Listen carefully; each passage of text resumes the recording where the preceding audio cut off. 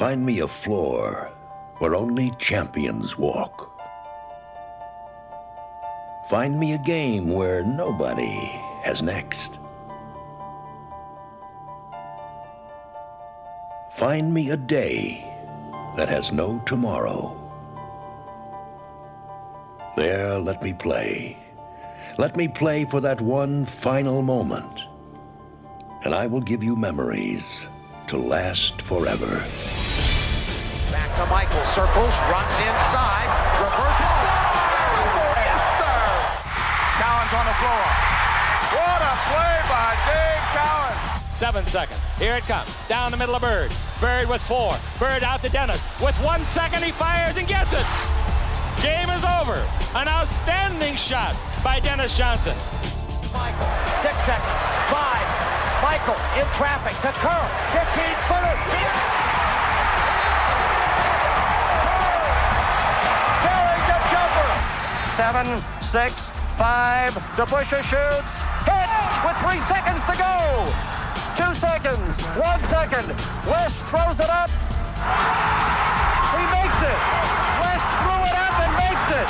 Over half court. It's all over. It's all over. And if you listen real carefully, you'll hear the fat ladies singing. Little Mo, Big Mo, the Doctor, Andrew Toney, and Ivoroni. No baloney. Sixers all the way. We had non-believers all along the way. I have one thing to say to those non-believers. Don't ever underestimate the heart of a champion. What a basketball game we've had. Oscar Robertson throws to Kareem. 7 seconds. Finkel, Kareem with a big pressure shot. Magic down the middle, just what I thought. A hook shot at 12. Good! The Lakers take the lead. Looking. Skipped across. Tip in the steal. Scotty saves it to Tony. He runs it again. The Bulls win. It feels like heaven. Like the Ohio player said, heaven must be like this. Heaven must be like this. All over. And there they go. They won it again.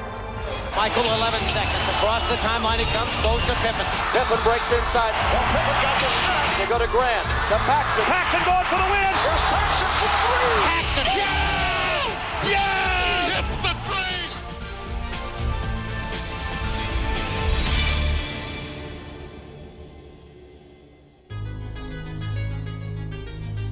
No team has had more great finals moments than the Boston Celtics. But Red Auerbach's team had never even been to an NBA Finals before 1957.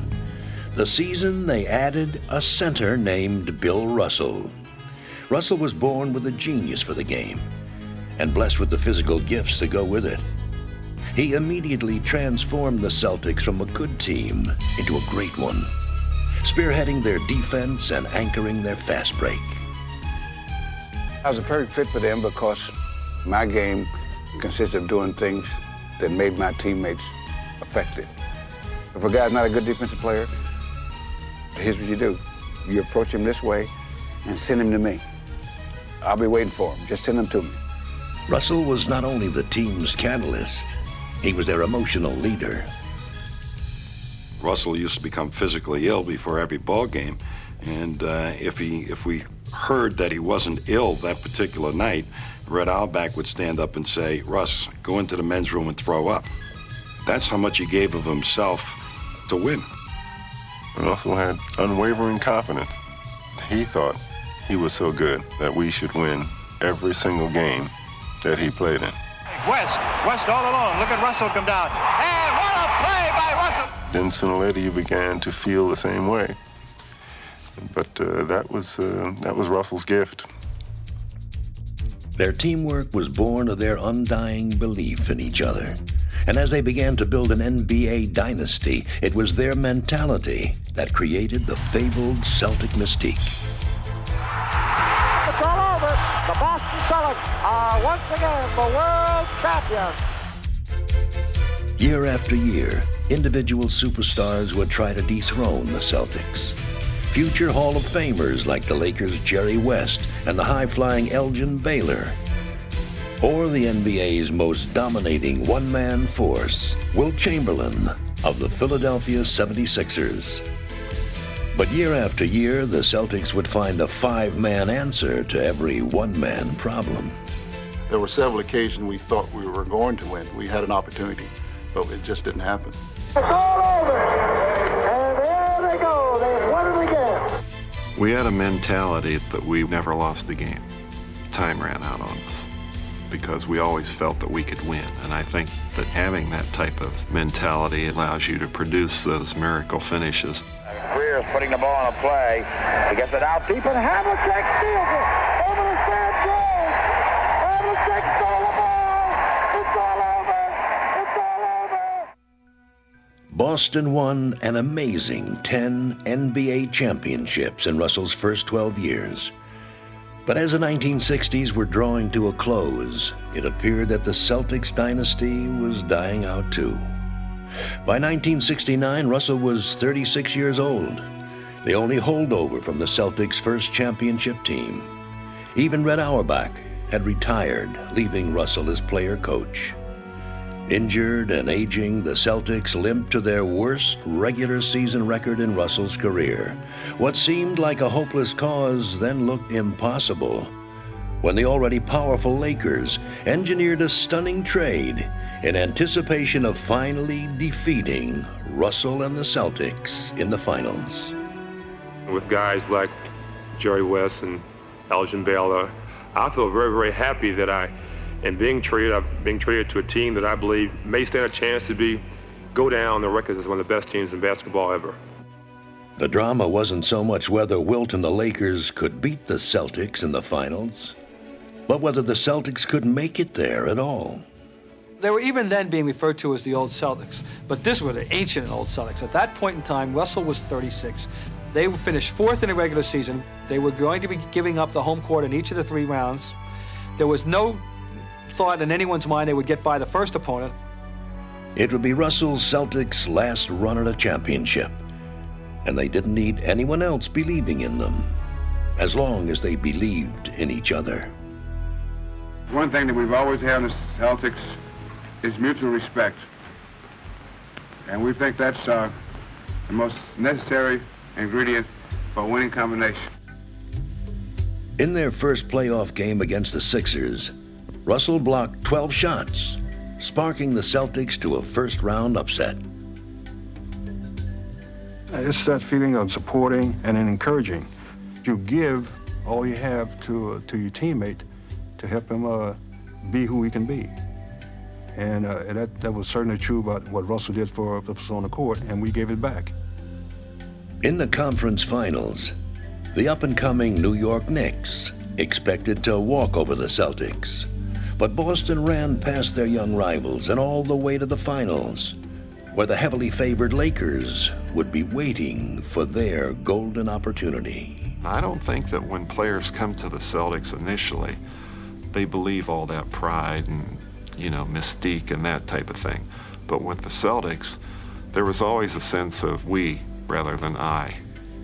The Lakers raced to a 2-0 series lead, but Boston relied on some old Celtic magic to battle back and even the series at 3 games apiece. The outside now to Sam Jones. He's good. Sam Jones. By Game 7, the doubts were becoming as familiar as the victories. I can't help but wonder, how do you feel about going into another 7th game, this time on somebody else's floor? We've done it before. Before his final game, it was the overconfidence of the opposition that helped Russell inspire his teammates one last time. We get back out for the last game. Jack Kent Cooke was the owner of the Lakers. He put out a sheet in all the seats. When the Lakers win the championship, the USC band would play Happy Days Are Here Again. The balloons in the rafters would fall down, and Chick Hearns would interview Elgin Baylor, Jerry West, and Wilt Chamberlain in that particular order. Well, I took this back to Russell. When the players came in, I read it to all of them. I says, there are a lot of things that's going on, but one thing that cannot go on, the Lakers cannot beat us. It's not something that can happen. They can't beat us. But it's going to be fun to watch them get those balloons out one at a time. Roused by their captain's words, Boston came out flying, surprising the younger Lakers by trying to outrun them and succeeding. The Celtics built a big lead, but as the doubters predicted, they began to tire, while LA stayed fresh. The Lakers mounted a furious comeback and were on the verge of finally defeating the Celtics. But they might have known that Boston would find one last moment of Celtic magic. Don Nelson made a shot that I've never seen in all the years of basketball. It hit the rim, and it must have gone up 15 feet and came right back down through the net. I mean, it was absolutely extraordinary. No way should we have lost to Boston. Just no way. I mean, I still don't know how we lost to Boston. It's a mystery to me. There was something about the Celtics that made it that they had to win. They willed themselves to victory that time. And then Russell walked off into the sunset. And the Celtics, they have done it again. A spectacular finish. Chris, I'm here with Bill Russell. Bill, this must have been a great win for you. Exactly. One more time.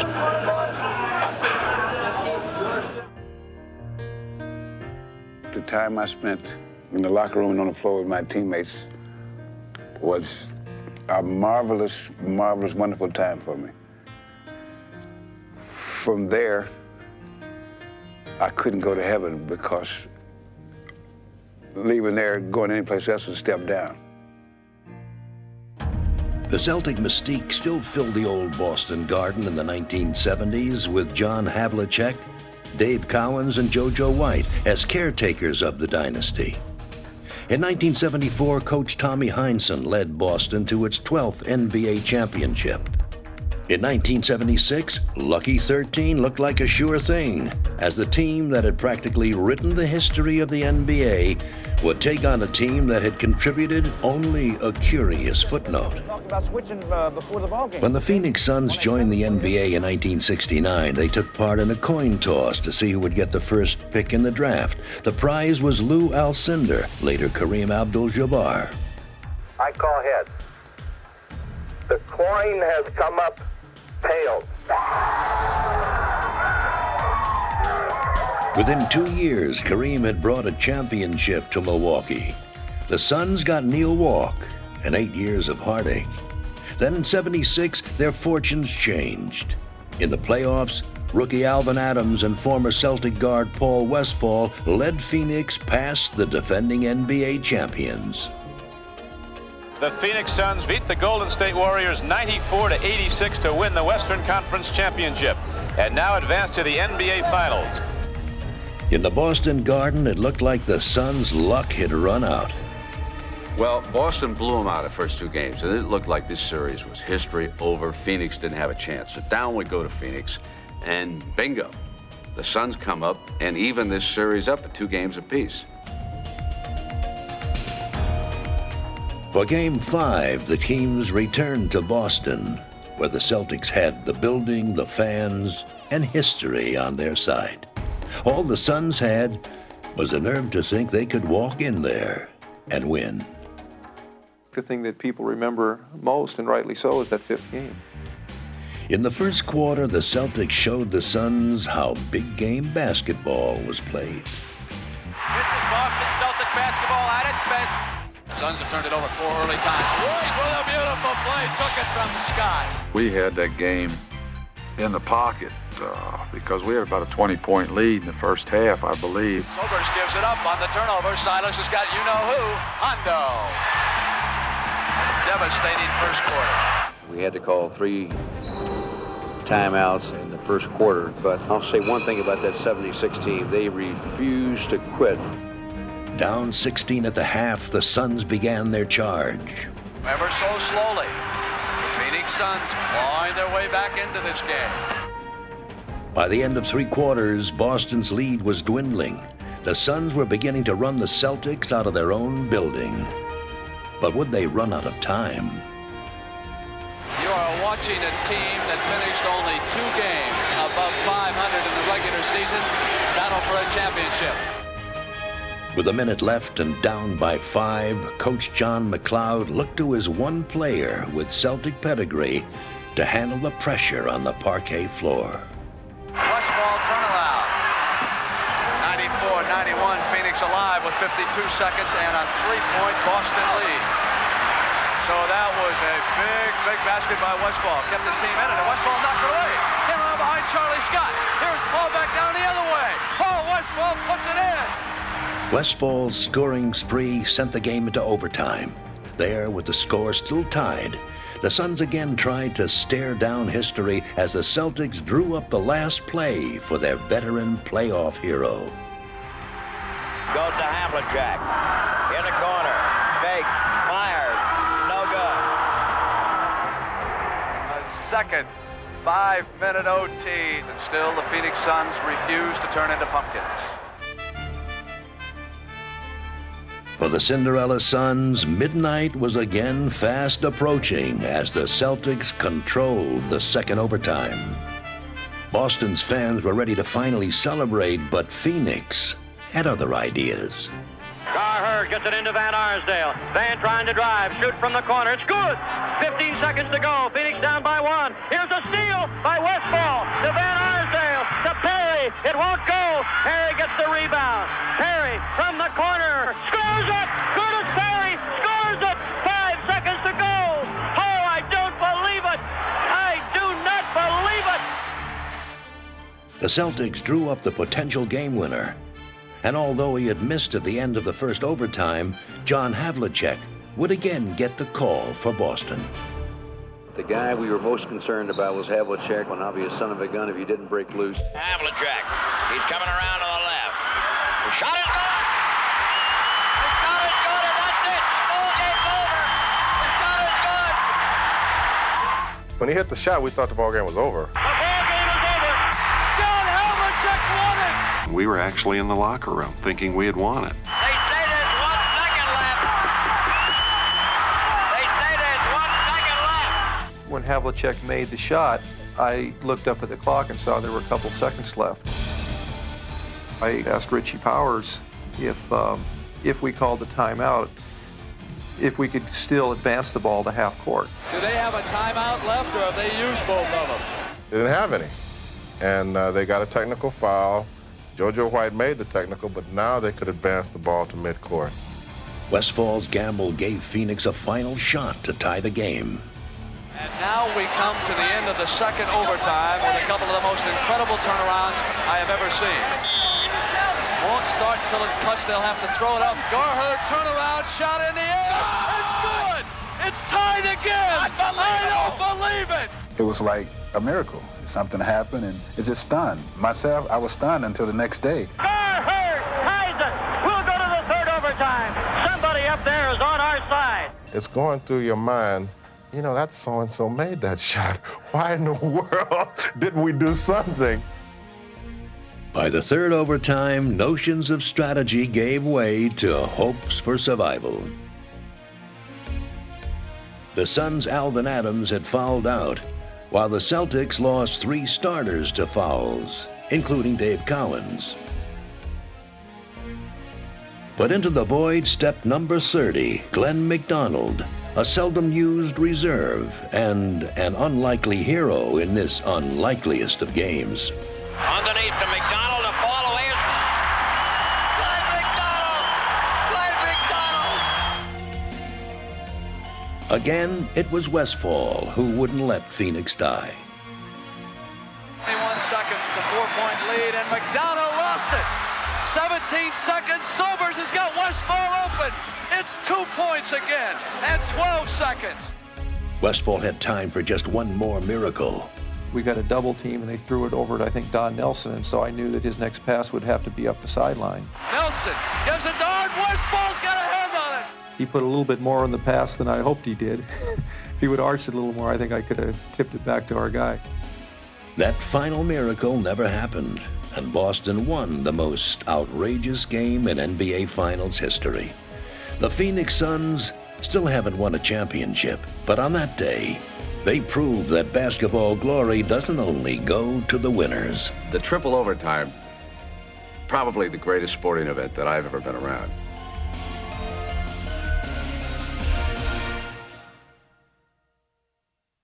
The Los Angeles Lakers select Earvin Magic Johnson, Michigan State. When Magic Johnson joined the Lakers, the happiest man in town was Magic himself. I want you to know that this man has a smile that lights up a television screen from here to Bangor, Maine. In his very first NBA game, Magic supplied the flash, but when the game was on the line, the Lakers looked to their leader, Kareem Abdul-Jabbar. Ford sends it to Kareem. Skyhook up and good. Lakers win. I'm running over there, you know, full speed. I'm jumping up. I'm choking him. Yeah. Kareem Abdul-Jabbar has given the Los Angeles Lakers a victory. He turns, he's so serious. He said, Buck, we got 81 more games. Quit choking me. And Magic Johnson is out there celebrating like they just won the NCAA championship. There was one point I think that they really realized about me was that I was going to be doing that for 81 more games. Magic is straight down the middle. Still going. Oh! Highlight film. During the entire 1979-80 season, Magic infused a stoic Laker team with his enthusiasm. Magic. He won't let him up. But ironically, Magic's charisma overshadowed his play. People thought I was this flash. You know, I was, you know, a lot of flair. So people didn't think I could shoot from the outside. People didn't think I could really do a lot of things. The Lakers were still unquestionably Kareem's team. He was the NBA's most unstoppable offensive force and won his unprecedented 6th MVP award, carrying Magic and the Lakers into the NBA Finals. You seem like you're a little bit out of breath. I am. I'm so happy, you know, and later that I get a chance to play for the championship. It's beautiful. The other superstar in the finals wasn't Magic, but the Philadelphia 76ers' Julius Erving. The championship series was billed as a battle of NBA titans. Kareem versus Dr. J. Man, Dr. J was my hero. You know, he was a guy who you looked up to, so to play against your hero, it was definitely a dream come true. The Lakers provided no surprises in their strategy. Get the ball to Kareem and watch him skyhook the Sixers into submission. It got so bad, man, I went home, I was laying in bed, I was dreaming, oh no, not another hook shot, no, not another one.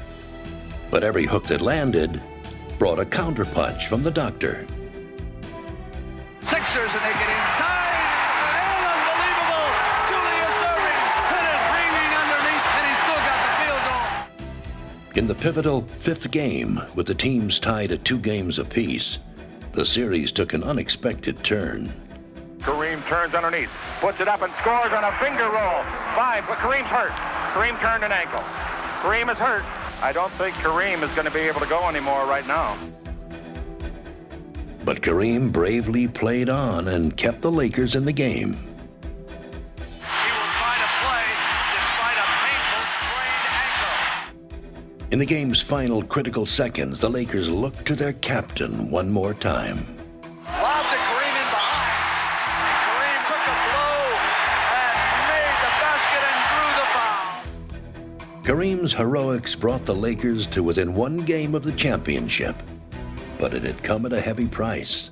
Kareem's injury was too severe for him to play when the series returned to Philadelphia for Game 6.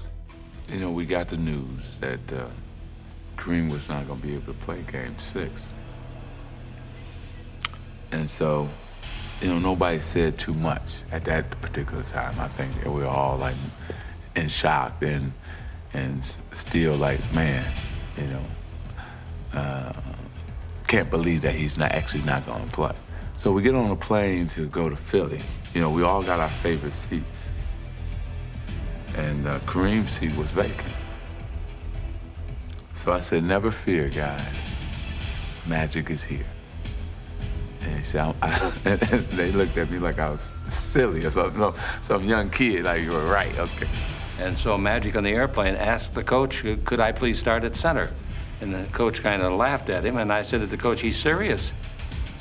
I called my dad, and I said, Daddy, I said, I'm going to go back to my high school days. And he said, what are you talking about? I'm going to go back to being a scorer. I'm going to score tomorrow.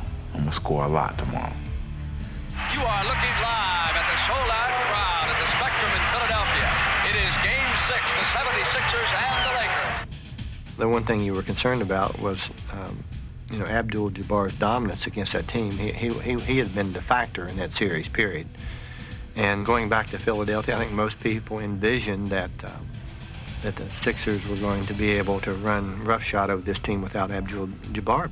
A young man by the name of Magic Johnson is going to start at center. When Magic jumped in the center with Caldwell Jones, I actually almost started laughing because I kept wondering what is going through Philly's mind. From the opening tip, Magic displayed a kind of individual versatility the Sixers couldn't possibly have prepared for. Magic, one has to work. So beautiful pass by the rookie. Magic down the middle. Magic pumps for the layup and drew the foul. Magic's hot and he knows it. Oh, what a pass to Cooper, who scored! Again, Dr. J valiantly kept the Sixers in the game. But they had little hope if they couldn't stop Magic. They never could. Magic Johnson is everywhere. We played everybody conceivable against him defensively. And here's a guy that, what was he, 20 years old? Here comes the 20-year-old rookie down the middle. Dawkins went to him and scored and sent him to the line. After this performance, Magic would never again be thought of as just a good player with a great smile.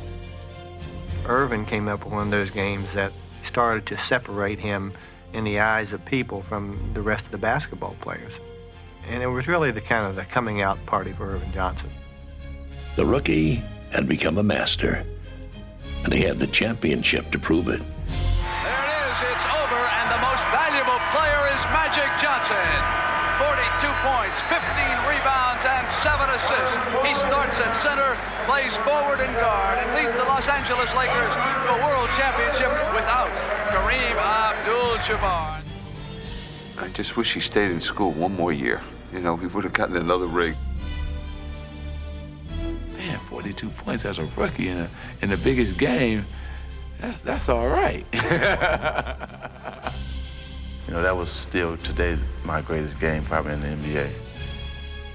While Magic was the rookie with the ring, the NBA's Rookie of the Year in 1980 was Larry Bird, who brought more than the winning tradition back to the Boston Celtics. He brought back the wonder of basketball. Henderson broke it up. There's Bird again. Larry Bird with a steal. Henderson back to Bird. Beautiful. McHale to Bird. Spins. Oh, what a shot. What a great shot. A cut to Bird, swings through, little reverse. Layup is good. How did he make it? It was slow, but he'd lead a fast break. Couldn't jump. He'll come up with big-time rebounds. Larry Bird. Follows his own shot. Bird was a basketball magician.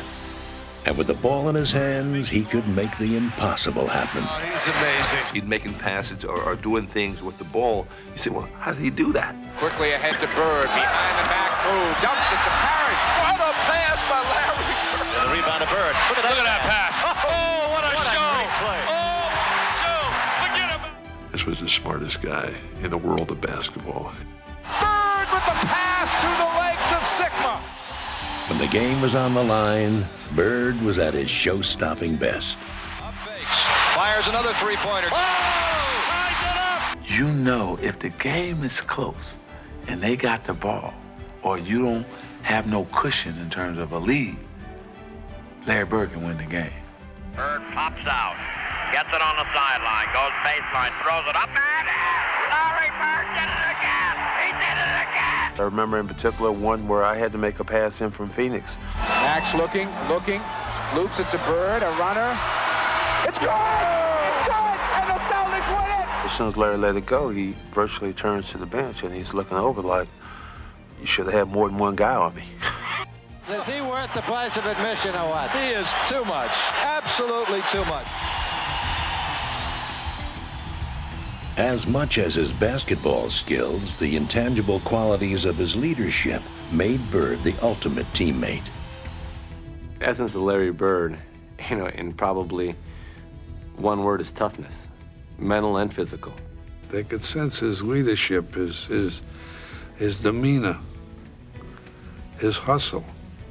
He'd dive on the floor. He'd do whatever it takes. Bird going to the floor for it. This game is Larry Bird. On the court, Bird let his passion for victory speak for itself. And I like the fact that he led by example instead of all the yelling and screaming that some leaders have a tendency to do. In 1984, 3 years after winning his first championship in Boston, Bird led the Celtics back into the NBA Finals. This time, an old nemesis was waiting for him. They won the East, we won the West. So it's like everybody just get ready, sit back, and let's enjoy it. Yeah, it was the first time me and Magic met in the finals. It was an opportunity for me at that time to get some revenge.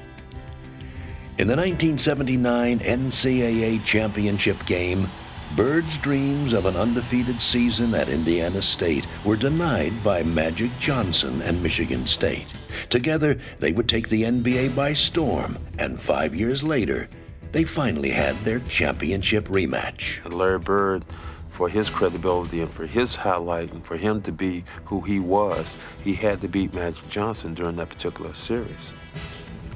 At the outset, Bird's road to revenge hit a speed bump called Showtime. Missing, rebounding is Magic, Cooper, and the fast break going to town. The Lakers' fast-breaking Showtime offense was in high gear, and Los Angeles took the home court advantage for the series. They are running the Celtics off the Boston Garden court. Back at the Forum, the Lakers humiliated Boston, taking a 2-game-to-1 advantage. It looked like Magic would again be celebrating at Larry's expense. This has to be one of the most decisive routs in championship game history.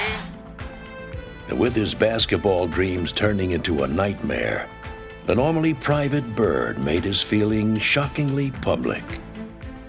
Well, we just played like a bunch of women tonight. We got some great players on this team, but we don't have the players with the heart sometimes that we need. And today, when you see Magic slapping high fives and guys going behind their back and shooting layups on us all day long, it seems that somebody would try to put a stop to it. And until we get our hearts where they belong, we're in trouble. Larry was frustrated. He was disappointed, as we all were, that we got blown out by 33 points on national TV. And it was like the most incredible thing because we saw that article and it was like we couldn't wait to get back. Magic and the Lakers looked invincible, but Bird's own greatest magic act had always been mind control, the ability to get inside his teammates' heads to make them believe in themselves. This time, he just made them angry. Here's Kareem, outlet to Worthy, Rambit. Benches have emptied, and you knew this was going to happen. You can see it coming. They wasn't ready for the physical play, and it shocked them. And it just escalated from there, and they weren't ready for that.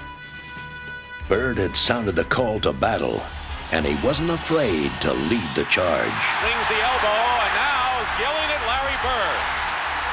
Jaw to jaw. It drew the team together, and I think that they all responded and said, yeah, hey, let's make sure that we aren't playing like sissies. Maybe we were, but let's make sure we're not going to continue to play like that. With Bird's challenge ringing in their ears, the Celtics played with ferocious intensity. Harris fighting again, and the basket counts and a foul. In the first 3 games, the Lakers had scored at will. Now, they would pay for every point. Bird attacked the Lakers relentlessly. But Magic matched Larry's intensity. And the Lakers were determined to hold their ground. The decade's 2 defining players refused to back down. After 48 grueling minutes, this epic struggle had come down to a draw. Great players like Larry Bird and Magic Johnson love to be in this situation. Magic and Bird continued their duel in overtime. And when the final seconds came, Larry would know just where the ball should be. What can you say? I was the leader of the Boston Celtics, and I knew that. My teammates knew that. So they was looking for direction, and that's what I tried to give them. The game was tied, and as fate would have it, Bird would get the ball, guarded by Magic, as the clock ticked away. Bird rotates in. Bird pops out, avoids the steal, gets it over to DJ. Bird goes right into the pivot. Now DJ holds the ball. Back in the Bird. The fall away is gone.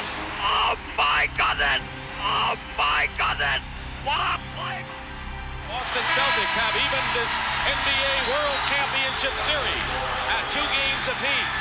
And those who are writing the obituary for the team that have won a record 14 NBA titles can just pause. We're coming back. That's right. We're coming back. We'll be back.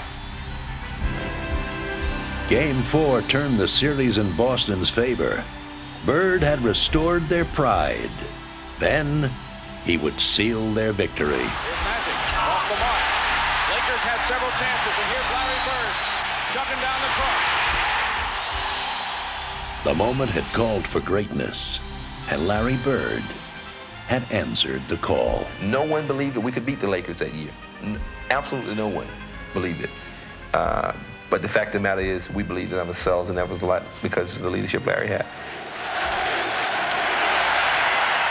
The Boston Celtics are the NBA World Champions in a grueling 7-game series with the Los Angeles Lakers. I told Larry Bird, the way you played in that series, the way you conducted yourself and the way you played made me proud to be a Celtic.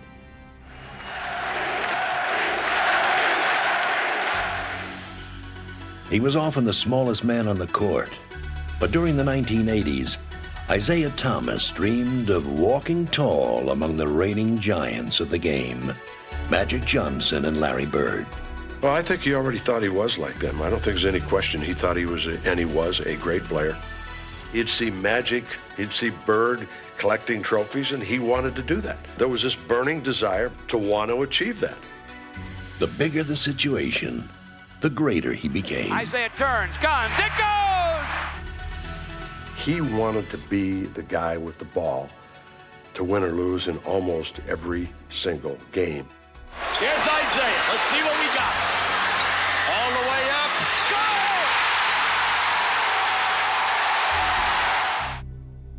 But as the seasons passed without a title, a sinking feeling grew around the Pistons.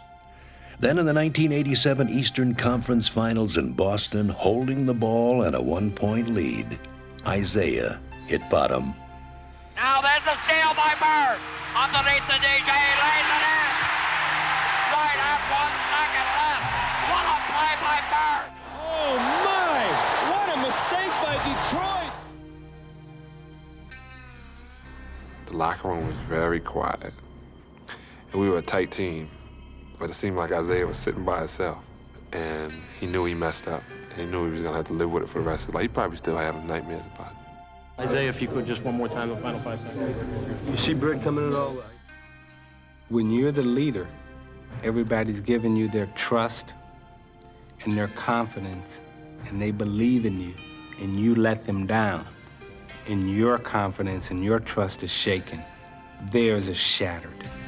For the next year, he set about restoring his team's hope, rebuilding their confidence in a conference finals rematch.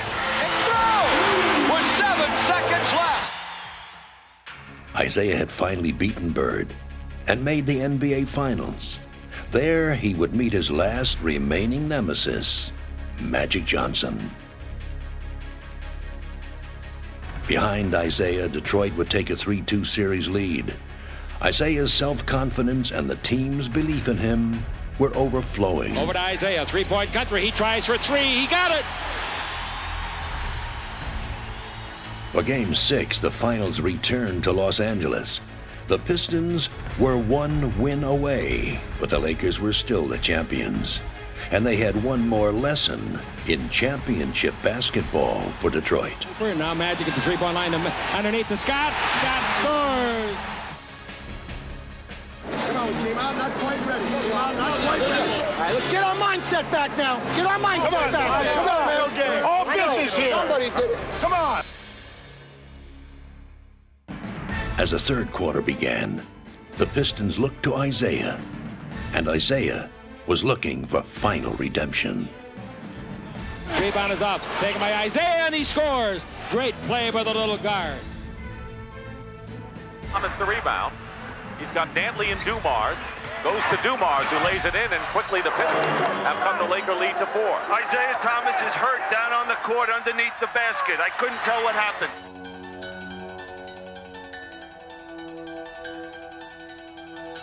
When I sprained my ankle, I was so angry because all the hard work that I put in, the dedication, and I remember laying there on that floor, you know, wincing in pain of seeing my dream kind of like slip through my hands. With Isiah on the bench, Magic and the Lakers again took control of the game. It's all hot, baby. If Isiah would be defeated, it wouldn't be by the pain. He checked himself back into the game. If you're not strong enough mentally to overcome, and you can't persevere, then you'll fall and you'll be like everybody else in the league. 8-point lead for the Lakers. Thomas with a looper scores. Yeah, but he's limping noticeably right now. Single-handedly, Isiah tried to take his team to the title. He's got the feeling that he's going to have to carry this ball club, and he's doing a great job of it out here.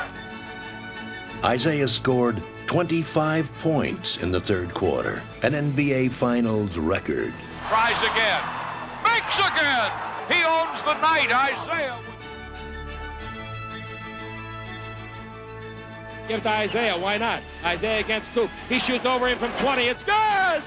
I don't believe what I'm seeing. We're a very tough-minded group of individuals, and everything that we didn't have in talent, we made up for in determination and just sheer will. Isiah brought the Pistons all the way back and into the lead. He is just showing so much heart and determination for the Pistons. But in the end, the Lakers weren't ready to surrender their crown. It was a stunning loss for Detroit. But in defeat, Isiah reached a level he had never been able to achieve in victory. It was the greatest game I've ever seen him play. He really just said, hey, I'm going to carry you on my shoulders. Come on for the ride. It was a loss that would turn the Pistons into winners. After that series, I think it was obvious to all of us with the Detroit Pistons that, okay, we're going to be world champions. It's just a matter of when and how many times. Detroit won the NBA championship each of the next 2 years. And you see when we won championships, he was the guy that people were lifting up. Because, you know, finally he got from being the guy with the weight on his back to being lifted by the guys he was holding.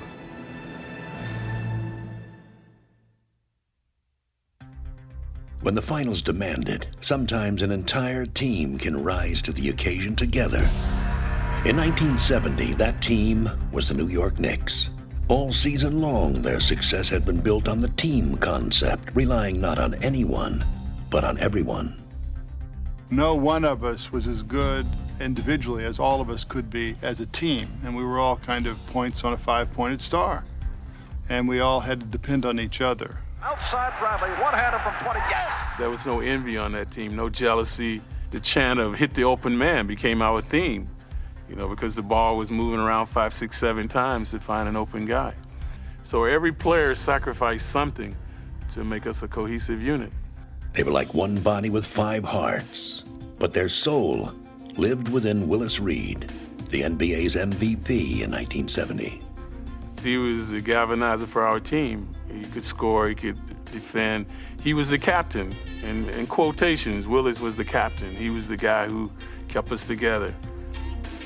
With Willis standing tall against the NBA's best big men and the Knicks' trademark teamwork clicking on offense, the Knicks reached the NBA Finals. Beautiful pass. There, New York's team philosophy faced the ultimate test in LA's cavalcade of stars, Elgin Baylor, Jerry West, and the NBA's ultimate dominator, Wilt Chamberlain. This is what we had dreamed about, playing against the great NBA players to become the NBA champion. And the one thing that we had was supreme confidence. With their big men battling to a standoff, the Knicks and Lakers split the first 4 games. Then in Game 5, disaster struck New York. Top of the key to Reedy's triple team falls down. We got a whistle on the play, and Willis is hurt. When he went down, it was a big blow. A lot of people thought that was it. Without Willis, the Knicks fell behind by 20 points, but rallied together to come back to win Game 5.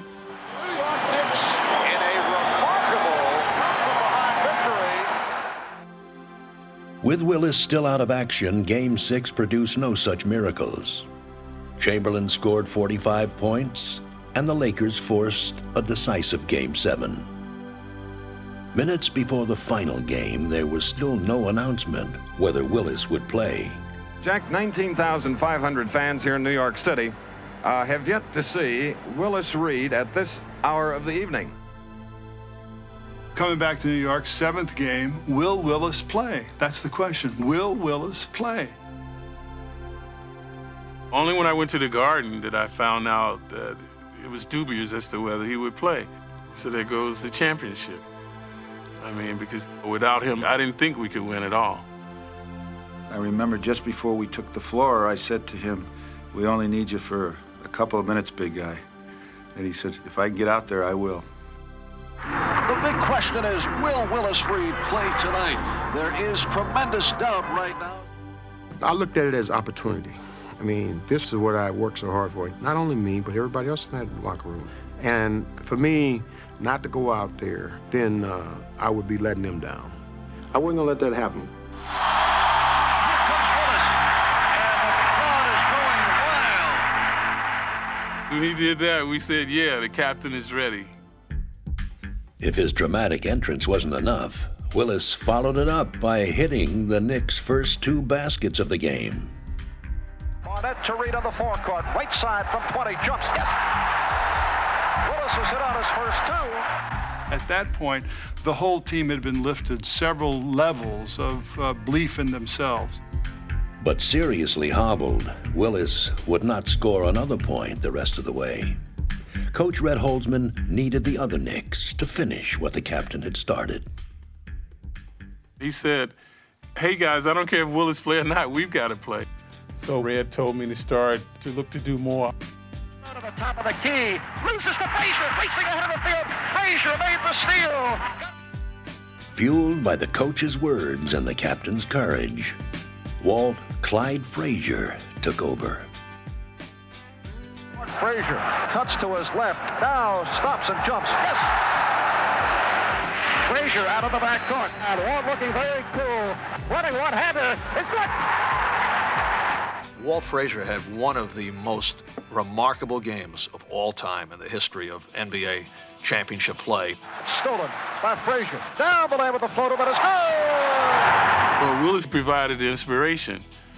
And, in a way, I provided the devastation. West across the midcourt, loses to Frazier. Drives ahead of the field, down the lane, layup is good. Clyde had 36 points, 19 rebounds, and 7 assists, igniting a total team effort as the Knicks routed the Lakers and won their first NBA championship. It's loose, taken by Garrett of the Lakers. He bullets one down court that is intercepted by the Busher. Fast break for the next to Busher on the drive. Leads Reardon, driving shot is good. It was like magic. What we thought wouldn't happen had happened because all of the investment that each of us made in each other throughout the year came together in that game when we surpassed our individual abilities to an extent that nobody thought was possible. That is it. The New York Knickerbockers have won the 1969-70 World Championship of Basketball. The champion Knicks remain a hallmark of team achievement in NBA history. But history can also be made by individuals. And the story of the NBA couldn't be told without one man, Michael Jordan. Here's a steal. Jordan going to the floor. Let's watch Jordan.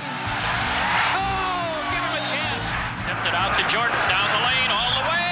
Oh, got an unbelievable ball. Jordan, who has it on the break, driving all the way in, throws it up. Oh, Skinny puts it in on an amazing move. He was instantly the NBA's greatest showman. He would become the game's greatest competitor. The inbounds pass comes into Jordan. Here's Michael at the foul line. A shot on Elo. Good! The Bulls win it! They win it! In terms of my leadership and what I had to do on the basketball court, I was going to do whatever I had to do to win the game. Ultimately, Michael would rise highest in the NBA Finals.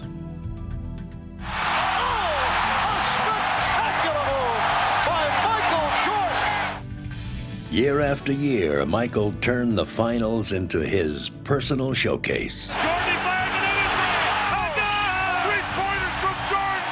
What in the world is going on? 12 seconds to go.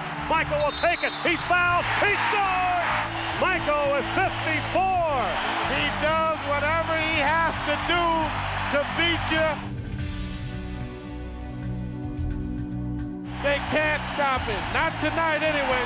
I tell you, he's just simply amazing. And for the fourth time in 6 years, Jordan rules.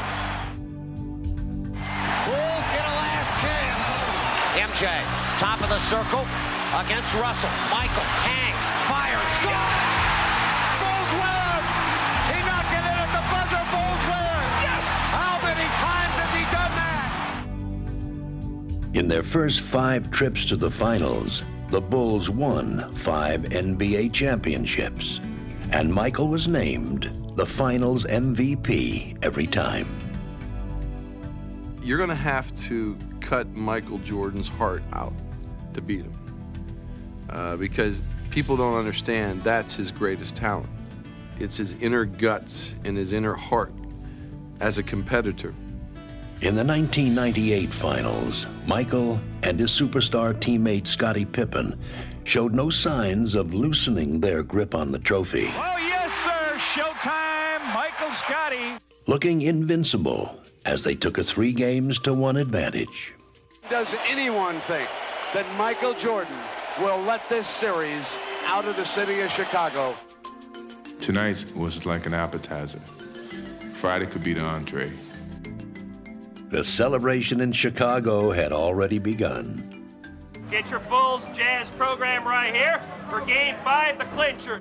We lay it on the basketball court. When we come out off the court, we're all celebrating, and Joe's gonna be happy. Let's go, baby. What time is it? But for Karl Malone and the Jazz, the battle had just begun. Malone gets the shot away. It's in. Karl Malone keeps pouring them in. Malone's 38 points were changing Chicago's party plans to travel plans. Malone personally pushing this series back toward Utah.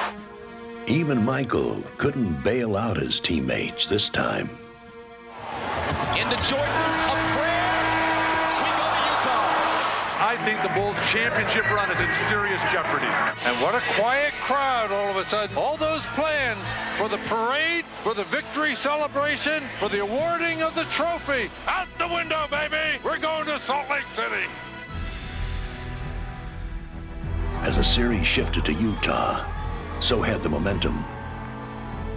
Oh, yeah! Not in our house! Sit out!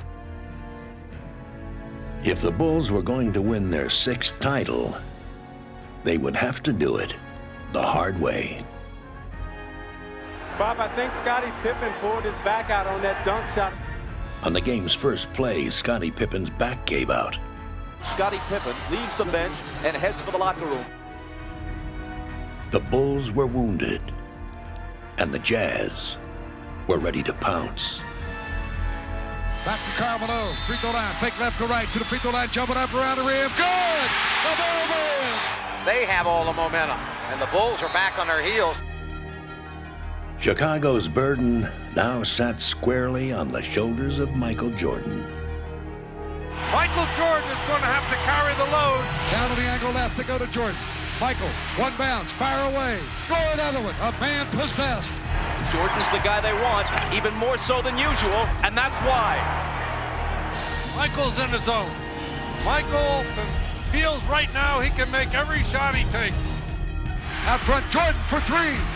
Good again, the incredible Michael Jordan. Michael led the Bulls back, but Utah turned to its own leader, and Malone took up the fight. Malone in traffic, got his own and put it back in. Karl Malone, not to be denied. Comes back right side, strong move. Leaping lane, put it up, good. Count it, he's fouled. The bell band delivers. The drama was entering its final act, and the spotlight was on two of the NBA's great leading men. A Jordan-Malone duel shaping up in Game 6. Malone's turnaround shot on Rodman, good! And there's his answer. Malone was standing up to the challenge, and it was Michael who was beginning to appear weary. You have to believe fatigue is an important factor now. Michael Jordan, a fadeaway three from the right, off the rim, no. Burrell, he falls down with the ball. It's loose and controlled by the Jazz. Even Superman apparently gets tired. With the score tied in the final minute, the Jazz dealt Chicago a heavy blow. Malone, cross-court pass, Stockton with a three on the way. Good! John Stockton with a cold-blooded three, and Utah takes the lead. Timeout with 41.9 remaining. Jazz 86, Bulls 83. Now they find themselves in desperate straits. And actually, it was Michael that wanted the timeout. He's just out of breath, I think. With nothing to draw on but his will, Michael summoned the strength for one final push. The Bulls in a must-score trip. Out front to the man, Michael Jordan. Jordan up top, fake left, go right. He's there, lay it up, score it easily. Wow. Michael brings them to within one. Now it puts the pressure on the Jazz to score once again. Malone to the post. Malone stripped by Michael. To the floor, stolen by MJ. Jordan's got it. The Bulls can win it right here. The Bulls can win it. Unbelievable. 17 seconds from Game 7 or from championship number 6. Jordan a drive, hangs, fires, scores! He scores! The Bulls lead 87-86. 5.2 seconds left. Michael Jordan running on fumes with 45 points. It was his final defining moment, the kind of moment that, in the Michael Jordan era, only he could deliver. Stockton, screen and roll, lifts the shot, it is no good. Rebound back, tapped, it's over. Bulls win the title. The Bulls are the world champs again. Oh my word, who would have thunk it? The Chicago Bulls have won their 6th NBA championship. What a tremendous Game 6. Oh my God, that was beautiful. What a finish. I have faith.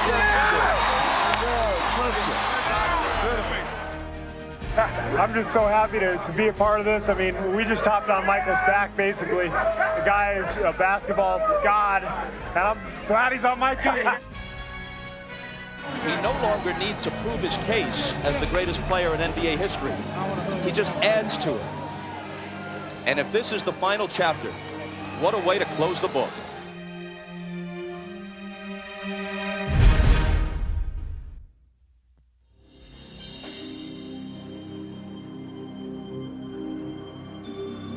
We're going to take our friends and fans on a trip into Dreamland. Magic and Michaels Here he comes. Doctor looks for daylight. Vinnie Johnson with 1 second to go. His shot is good. They are lifting Bob Cousy and carrying him on. The Washington Bullets have done it. The Los Angeles Lakers are the greatest winning team in the history of basketball. 9:30 to go. Walton on the low. Oh, he got it in! Bill Walton got it in! Forczyk and Gross on a sequence for the Blazers. Walton again!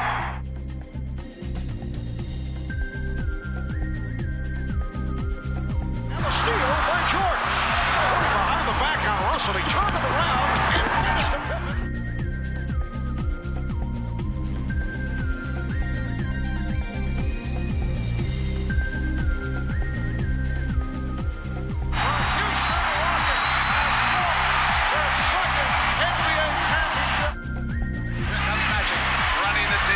Great pass inside to Cooper.